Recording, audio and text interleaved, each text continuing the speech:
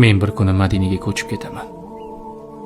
Qo'l siltab dunyoning bari ishiga, hech kim qaytara olmas bu maqsadimdan. O'ralib qolganman dunyo tashvishiga, men bir kuni Madinaga ketib qolaman. Ortimdan havas qilib qolar do'stlarim, Rasulim yoniga yetib boraman.